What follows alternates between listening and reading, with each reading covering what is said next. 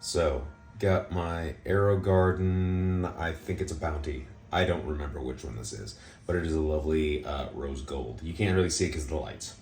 But in this one, I have two of the I can't ever remember what the cross is. I call them Lemonade Reapers. It is a lovely pearlescent kind of yellowy white Reaper pod.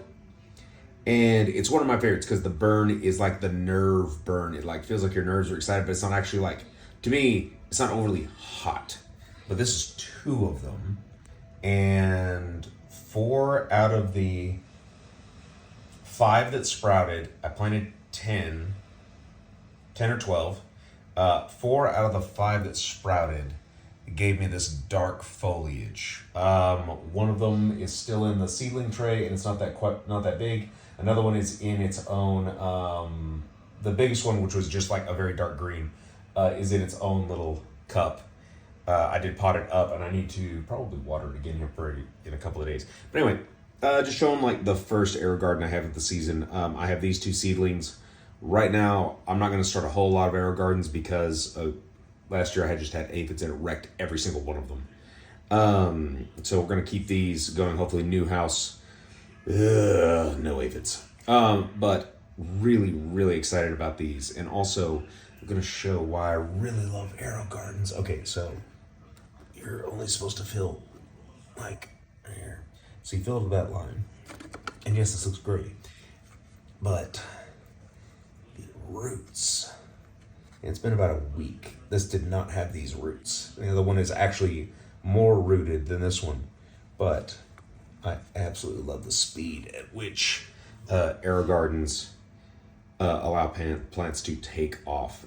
This one was a little weaker than this one. And all I did was take, you can get them cheap. They're like the sponges for them. You just slice it almost in half. You just open it up and you wash off their roots, their soil roots. And then you just, excuse me, I had to wipe my nose. You just lay the roots inside and then close it around and then pop it in there and then it will do its own thing. I love this version of hydroponics because it's basically set and forget, and this one schedules itself, which kind of annoys me.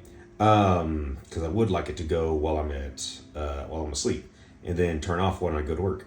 But I really like this. Have it almost on its lowest setting for light. You can see right there. So about that high. So